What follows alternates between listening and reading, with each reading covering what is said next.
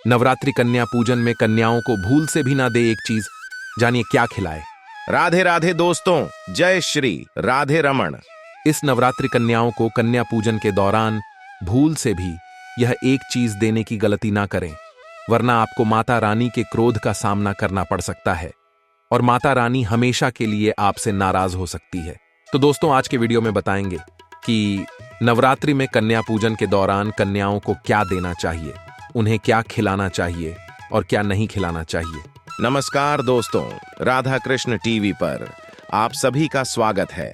Video में आगे बढ़ने से पहले कमेंट सेक्शन में राधे राधे जरूर लिख दीजिएगा। तो इस दोस्तों, इस बार शारदीय नवरात्रि 15 अक्टूबर से शुरू हो चुके हैं और इनका समापन नवमी की पूजा के साथ 23 अक्टूबर को किया जाएगा। 22 तारीख को अष्टमी और 23 तारीख को नवमी का त्योहार मनाया जाएगा और इस दिन शास्त्रों में कन्या पूजन करने का विधान है। माना जाता है कि नवरात्रि के दौरान जब हम कन्याओं का पूजन करते हैं तो माता रानी कन्याओं के रूप में हमारे घर में प्रवेश करती है, जिसे हमें उनकी कृपा प्राप्ति होती है। इसीलिए भले ही आप नवरात्रि के दौरान माता रानी की पूजा ना करें, ज्योत ना जलाएं या फिर घट स्थापना भी ना करें, लेकिन अगर आप कन्याओं का पूजन कर देते हैं, उन्हें भोजन करा देते हैं और उन्हें उपहार देते हैं, तो इससे आप माता रानी की कृपा प्राप्ति कर सकते हैं। तो दोस्तों, नवरात्रि के 9 दिनों में पूरे घर का माहौल पवित्र हो ही जाता है, लेकिन नवरात्रि का समापन तभी माना जाता है जब हम अष्टमी और नवमी तिथि पर कन्या पूजन करते हैं। लेकिन क्या आपको पता है कि कन्या पूजन कब से शुरू हुआ और इसके क्या महत्व हैं और कन्या पूजन करने के पीछे का विधान और कारण क्या है?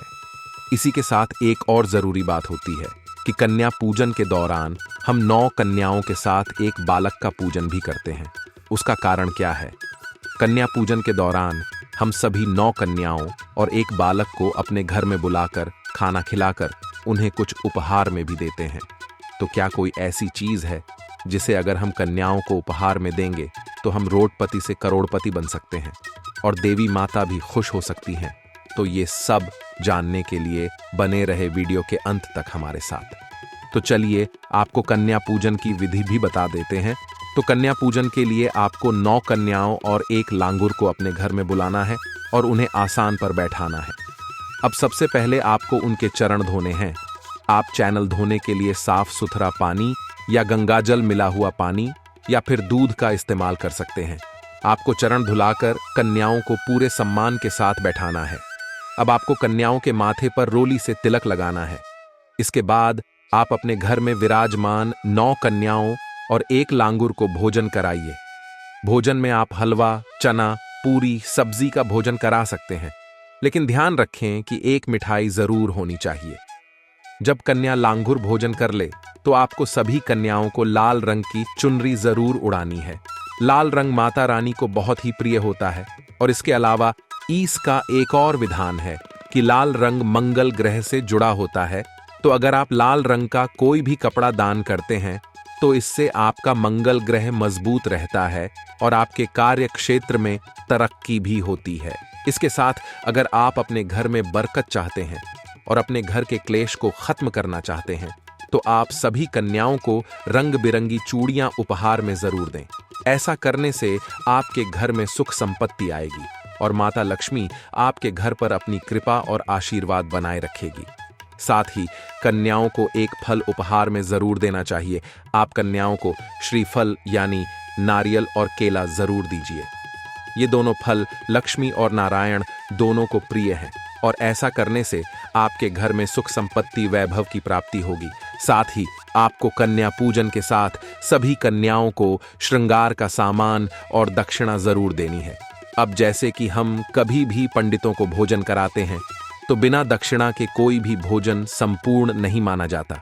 उसी प्रकार कन्याओं को भोजन कराने के बाद उन्हें अपने सामर्थ्य के हिसाब से दक्षिणा जरूर दें। आप RS5, RS10 रुपए, जितना भी आपके से संभव हो आप उतनी दक्षिणा कन्या को दे सकते हैं। इसी के साथ अब एक चीज जो आपको कन्याओं को विशेष रूप से देनी है, जिसे देने से आप रोडपति से करोड़पति बन सकते हैं, वह भी आपको बता देते हैं। तो दोस्तों, जब भी आप कन्याओं को विदा करें तो उन्हें विदा का सारा सामान देने के साथ आपको थोड़े से चावल, थोड़ा सा जीरा और गुड़ जरूर देना है। इसे कोचा कहते हैं। भगवती पुराण और मार्कंडेय पुराण में बताया गया है कि विदा के समय कोचा देने से कन्या के साथ लक्ष्मी घर से विदा नहीं होती, वो हमारे घर में ही बनी रहती है।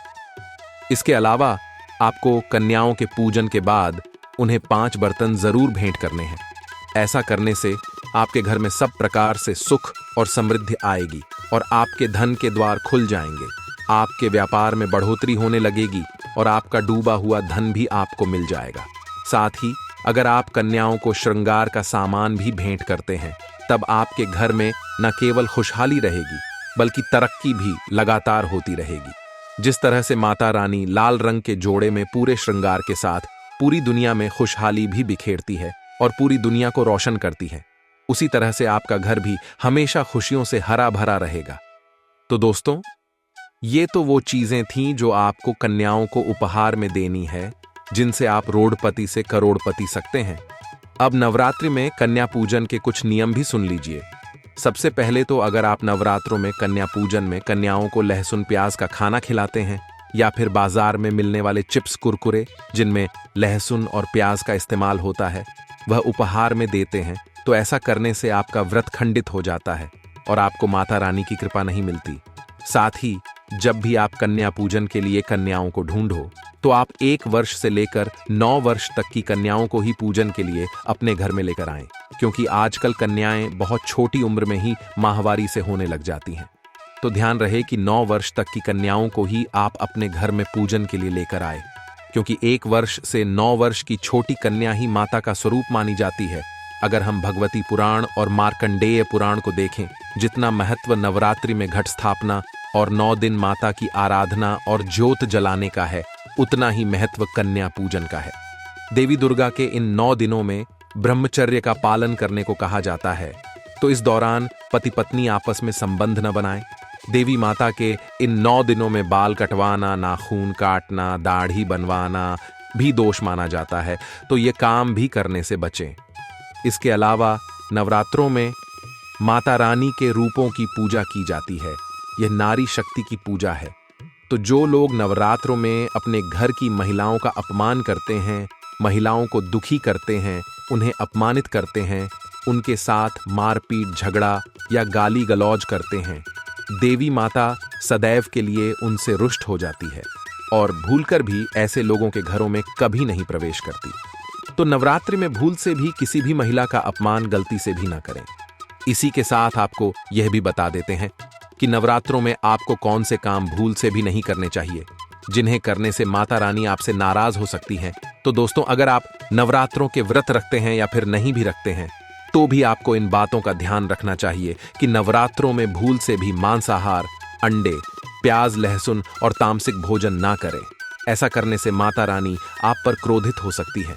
इसके अलावा जो लोग गुटखा, पान, तंबाकू, शराब का शौक रखते हैं, वो भी 9 दिनों के लिए इन सभी अवश्य वस्तुओं का त्याग कर दें।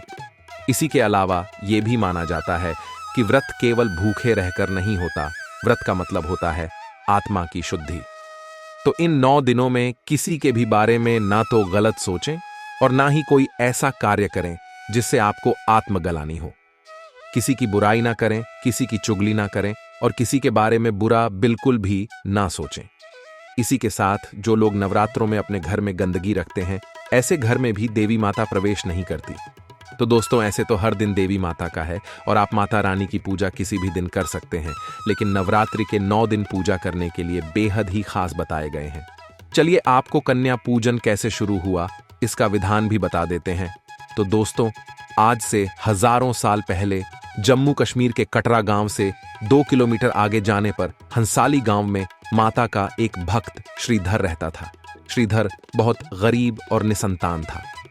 श्रीधर और उसकी पत्नी हमेशा माता की पूजा में लगे रहते थे और उनसे संतान प्राप्ति के लिए आग्रह करते रहते थे। एक बार उनकी भक्ति से प्रसन्न होकर माता वैष्णो देवी में श्रीधर के घर में कन्या के रूप में आई और श्रीधर को कहा कि पूरे गांव में भंडारे का न्योता दे दो। तब श्रीधर के पास भंडारा कराने के लिए बिल्कुल भी साधन नहीं थे, लेकिन कन्या की बात मानकर श्रीधर ने देवी माता पर भरोसा किया और भंडारे का न्योता पूरे गांव में दे दिया।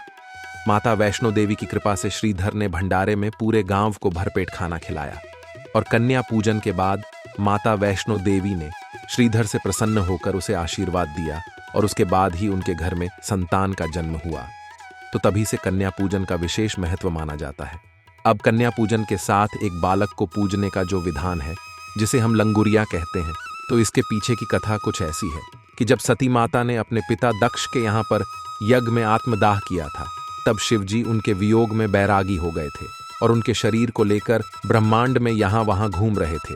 तब विष्णु भगवान ने शिवजी का वैराग्य खत्म करने के लिए अपने चक्र से सती के शरीर को 51 टुकड़ों में अलग अलग जगह पर स्थापित कर दिया और ये अलग अलग टुकड़े शक्तिपीठ के नाम से पूरे विश्व में विख्यात हुए। और इन्हीं शक्तिपीठों की रक्षा करने के लिए भगवान शंकर ने भैरव को नियुक्त किया था, तो बालक के रूप में इन्हीं भैरव का पूजन किया जाता है। दोस्तों, जो भी नवरात्रि में अष्टमी और नवमी तिथि को कन्या पूजन करके माता के नवरात्रों का समापन करता है, उसे उसकी मन वांछित सभी वस्तुएं मिल जाती हैं और तभी नवरात्रों का समापन भी माना जाता है। माता के भक्त नवरात्र में अष्टमी और नवमी तिथि को 9 कन्याओं का पूजन करके उन्हें खाना खिलाते हैं, चुनरी उड़ाते हैं और अपने सामर्थ्य के हिसाब से उन्हें दान दक्षिणा भी देते हैं। तो उम्मीद करते हैं कि गुरु जी के बताए हुए यह उपाय आप इन नवरात्रि में जरूर करेंगे और इन कामों को करके आप देवी माता को खुश कर पाएंगे। तो इस शारदीय नवरात्रि में इन उपायों को अपनाकर आप भी रोडपति से करोड़पति हो सकते हैं। तो उम्मीद करते हैं कि गुरु जी के बताए हुए यह अचूक उपाय आपको ज़रूर पसंद आए होंगे। अगर आपको यह वीडियो अच्छी लगे तो चैनल को सब्सक्राइब करके वीडियो पर लाइक और कमेंट ज़रूर करें और इसे ज़्यादा से ज़्यादा शेयर करके बाकी लोगों तक भी पहुंच जाएं।